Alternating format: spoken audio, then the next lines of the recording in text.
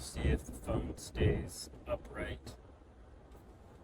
But anyway, I wanted to talk about the Tower of Technobabble. If you're familiar with the story of the Tower of Babel, then you know that there was a culture that built a tower very high into the sky, and they said that there's no one who could stop us. There's no heights we can't reach. And then God dispersed their language and scattered them to the winds. And I used to always think that was anti-intellectual. Like, why would God do that? Why would He stifle innovation? But now I realize that there's probably a lot more going on with that city, whether it's a parable or a true story or whatever.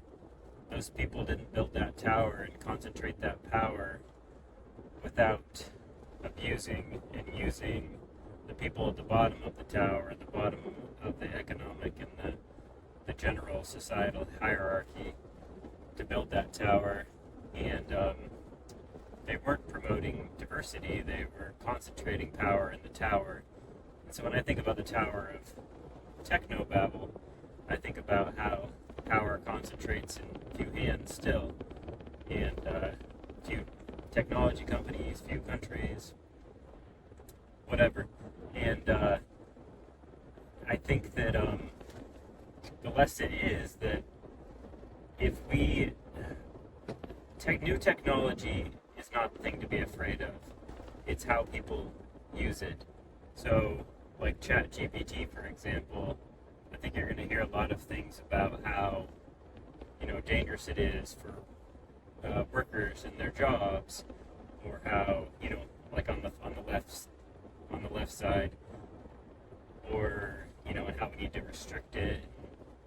On the right side, people will make up all sorts of things about how it's like a sign of the end times or something, But the truth is, there's always been new technological innovations, new possibility frontiers, and that frontier is always pushing forward.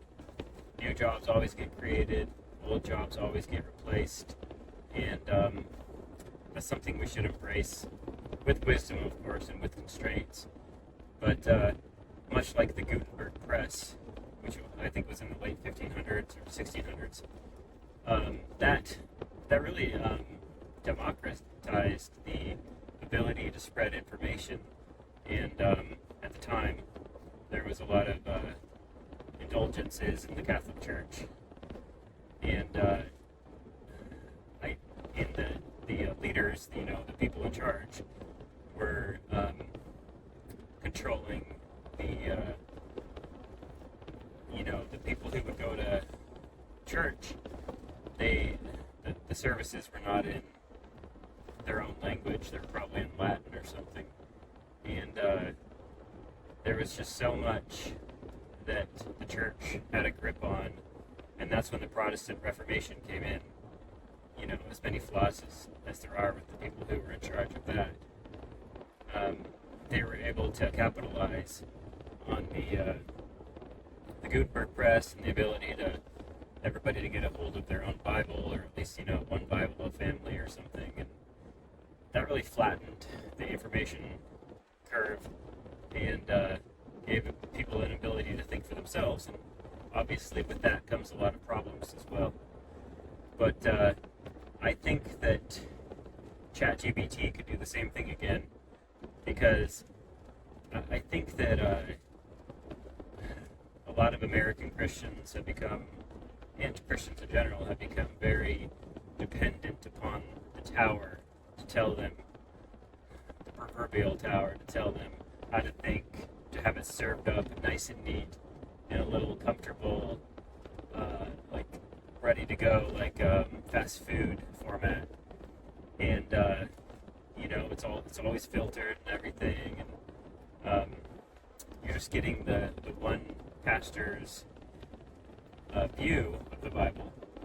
But with technology like ChatGPT, the information can go out to everybody, and it kind of levels the intellectual playing field in a sense. And even people with below average IQs, that doesn't matter as far as faith and stuff, but as far as like truly be understanding the depth of the Bible, you can magnify your IQ level with something like ChatGPT.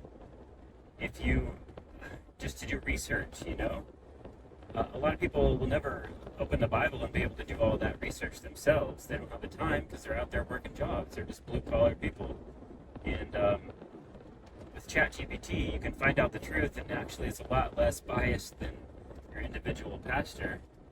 And I've been using it for a long time, and it really has a good, well-rounded understanding of the Bible. So that it doesn't replace the church, of course.